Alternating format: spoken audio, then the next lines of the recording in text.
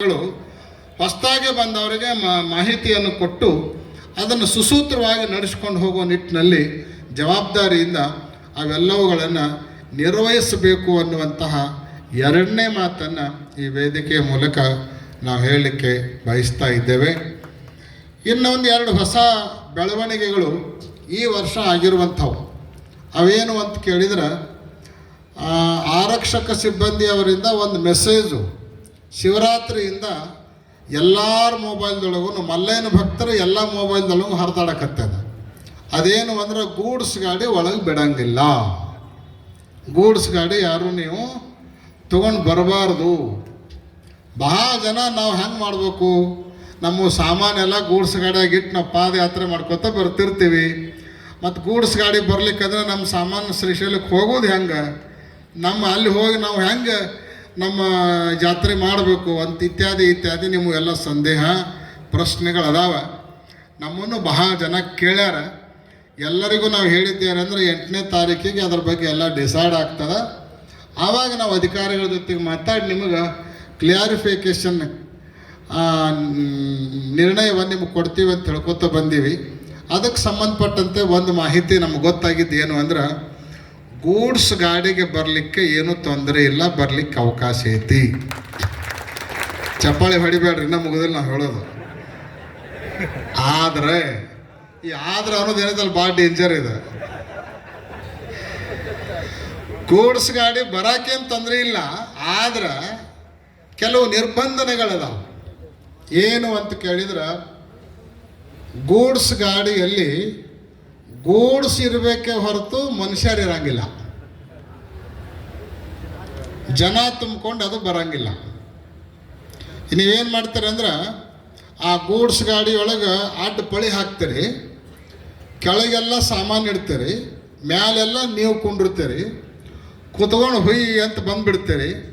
ಅಲ್ಲೇನದಂದ್ರೆ single ರಸ್ತೆ ಐತಿ. Single ರಸ್ತೆ ಇರೋಣದ್ರಿಂದ ತೆಗ್ಗು ದಿನ್ನಿಗಳು ಒಂದು ಕಡೆ ಏರ ಒಂದು ಕಡೆ ಇಳು ಜಾಸ್ತಿ ಇರೋಣದ್ರಿಂದ ಸ್ವಲ್ಪ ಏನಾದರೂ ಗಾಡಿಯಲ್ಲಿ ಏರೋಪೇರೋ ಆಯಿತು, ಹೆಚ್ಚು ಕಡಿಮೆ ಆಯಿತು, ಯಾವುದಾರ ಒಂದು ಗಾಡಿ ಬಂದು ಟಚ್ ಆಯಿತು ಅಂದ್ರೆ, ಗಾಡಿ ಬಿತ್ತು ಅಂದ್ರೆ, ಹೊಳಿತು ಅಂದ್ರೆ ಮ್ಯಾಲೆ ಕುಂತವ್ರಿಗೆಲ್ಲ ದೊಡ್ಡ ಆಘಾತ ಆಗ್ತದೆ. ಅದಕ್ಕಾಗಿ ನೇಮಕ್ಕೆ ಮೀರಿದ ಹಾಗೆ ಯಾವ ವಾಹನದಲ್ಲೂ ಕೂಡ ಮನುಷ್ಯರನ್ನು ಹೆಚ್ಚಿನ ಸಂಖ್ಯೆಯಲ್ಲಿ ಕರ್ಕೊಂಡು ಬರೋದಾಗಲಿ, ಹೆಚ್ಚಿನ ಸಂಖ್ಯೆಯಲ್ಲಿ ಲಗೇಜನ್ನು ಹಾಕೋದಾಗಲಿ ಇದಕ್ಕೆ ನಿರ್ಬಂಧನೆ ಐತಿ ಅನ್ನುವಂಥದ್ದನ್ನು ಅವರು ಸ್ಪಷ್ಟವಾಗಿ ಹೇಳಿದ್ದಾರೆ. ಅದಕ್ಕೆ ಗೂಡ್ಸ್ ಗಾಡಿಯೊಳಗೆ ಗೂಡ್ಸ ಇರಬೇಕು. ಆಮೇಲೆ ನಿಮ್ಮ ಏನು ಜನರನ್ನು ಕರ್ಕೊಂಡು ಬರೋ ವಾಹನ ಇರ್ತಾವಲ್ಲ, ಆ ವಾಹನಗಳಲ್ಲೂ ಕೂಡ ಪರ್ಮಿಷನ್ ಎಷ್ಟಿರುತ್ತಲ್ಲ ಅಷ್ಟೇ ಜನರು ಹತ್ಕೊಂಡು ಬರುವಂತಹ ವ್ಯವಸ್ಥೆಯನ್ನು ನೀವು ಮಾಡಿಕೊಳ್ಬೇಕು. 12 ಜನರ ಪರ್ಮಿಷನ್ ಇತ್ತು. ಈಗ 9+1 ಅಂತ ಇರ್ತಾವೆ, ಕೆಲವು 5+1 ಇರ್ತಾವೆ, ಕೆಲವು 3+1 ಇರ್ತಾವೆ, ಕೆಲವು 12+1 ಅಂತ ಇರ್ತಾವೆ. ಎಷ್ಟೆಷ್ಟು ಪರ್ಮಿಷನ್ ಇರ್ತಾವಲ್ಲ ಅಷ್ಟೆಷ್ಟೇ ಜನರು ಅದರೊಳಗೆ ನೀವು ಬಂದ್ರಿ ಅಂದ್ರೆ ನಿಮಗೆ ಬರೋಕೆ ಹೋಗೋಕೆ ಯಾವ ತೊಂದರೆನೂ ಇಲ್ಲ. ಹೆಚ್ಚಿಗೆ ಜನರು ಕುತ್ಕೊಂಡು ಬರೋದು, ದಾರ್ಯಾಗ ಪೊಲೀಸರು ಹಿಡಿಯೋದು, ಆಮೇಲೆ ನೀವು ನಮಗೆ ಫೋನ್ ಮಾಡೋದು, ಮತ್ತು ಯಾರಿಗಾರ ಫೋನ್ ಮಾಡೋದು, ನಮ್ಮ ಗಾಡಿ ಹಿಡಿದಾರ್ರಿ ನಮ್ಮನ್ನು ಬಿಡುವಲ್ರಿ ಅಂತ ಅನ್ನೋದು, ನಿಮಗೂ ತೊಂದರೆ, ವ್ಯವಸ್ಥೆ ಮಾಡೋರ್ಗು ತೊಂದರೆ. ಅದಕ್ಕೆ ಪರ್ಮಿಷನ್ ಎಷ್ಟೈತೋ ಅಷ್ಟನ್ನು ಮಾತ್ರ ಇಟ್ಕೊಂಡು, ಆಮೇಲೆ ಈ ವಾಹನಗಳ ರಾಜ್ಯದಿಂದ ಬೇರೆ ರಾಜ್ಯಕ್ಕೆ ಬರಬೇಕಾದ್ರೆ ಈ ಹಳದಿ ಬೋರ್ಡ್ ಗಾಡಿಗಳಿಗೆ ಮತ್ತೆ ಪರ್ಮಿಷನ್ ತೊಗೋಬೇಕಾಗ್ತದೆ. ಅಥವಾ ವಾಹನ ಸಂಚಾರಕ್ಕೆ ಸಂಬಂಧಪಟ್ಟಿರುವಂಥ ಏನೇನು ಕಾಗದ ಪತ್ರ ಬೇಕಲ್ಲ ಅವೆಲ್ಲವುಗಳನ್ನು ಸರಿಯಾಗಿ ಇಟ್ಕೊಂಡೇ ನೀವು ಬರಲಿಕ್ಕೆ ಪ್ರಯತ್ನ ಮಾಡೋದು ಒಳ್ಳೆಯದು. ಯಾರಿಗೂ ಸಲಹೆ ಮಾಡೋ ಅವಶ್ಯಕತೆ ಇಲ್ಲ. ಅವಾಗ ನಿಮ್ಗೆ ನೀವು ಕರೆಕ್ಟಾಗಿದ್ರಿ ಅಂದರೆ ಯಾರು ಏನು ಮಾಡೋರು ನಿಮ್ಮನ್ನು, ಯಾರು ಏನು ಕೇಳೋ ಪ್ರಶ್ನೆನೂ ಬರೋಂಗಿಲ್ಲ, ಯಾರು ಏನು ಹೇಳೋ ಪ್ರಶ್ನೆನೂ ಬರೋಂಗಿಲ್ಲ.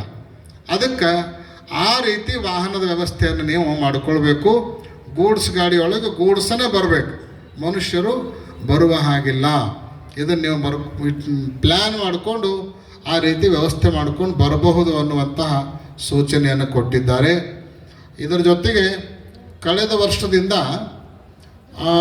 ದೇವಸ್ಥಾನದಲ್ಲಿ ಪರಿಸರ ಮಾಲಿನ್ಯವನ್ನು ತಪ್ಪಿಸಬೇಕನ್ನೋ ಉದ್ದೇಶವನ್ನು ಇಟ್ಕೊಂಡು ಈ ಬಿಸ್ಲರಿ ಕಂಪ್ನಿ ಬಾಟ್ಲಿ ಇರ್ತಾವಲ್ಲ ಅಂಥ ಬಾಟ್ಲಿಗಳನ್ನು 1 ಲೀಟ್ರ್ ಬಾಟ್ಲಿಗಳನ್ನು ಬ್ಯಾನ್ ಮಾಡ್ಯಾರ.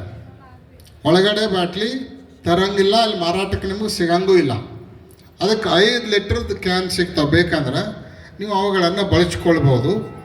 ಆಮೇಲೆ ದಾರಿಯೊಳಗೆ ಅವು ಕಂಪ್ನಿ ಬಾಟ್ಲಿ ಬಿಟ್ಟು ನಿಮ್ಮೇಲೆ ಮನೆಯಾಗಿರ್ತಾವಲ್ಲ ಮನಿ ಬಾಟ್ಲಿ, ಆ ಬಾಟ್ಲಿ ಒಳಗೆ ನೀರು ತುಂಬ್ಕೊಂಡು ಬರಲಿಕ್ಕಾಗಲಿ ನೀರು ತಗೊಂಡು ಹೋಗ್ಲಿಕ್ಕಾಗಲಿ ಯಾವುದೇ ರೀತಿಯಾಗಿರುವಂಥ ತೊಂದರೆ ಇಲ್ಲ ಅನ್ನುವಂಥದ್ದನ್ನು ದೇವಸ್ಥಾನದವರು ನಿಮಗೆಲ್ಲ ಹೇಳಿದ್ದಾರೆ. ಅದಕ್ಕೆ ಅನುಗುಣವಾಗಿ ನಿಮ್ಮ ವ್ಯವಸ್ಥೆಯನ್ನು ನೀವು ಮಾಡಿಕೊಳ್ಬೇಕು ಅನ್ನುವಂತಹ ಸೂಚನೆಯನ್ನು ನಿಮ್ಮೆಲ್ಲರಿಗೆ ಕೊಡಮಾಡ್ತಾ,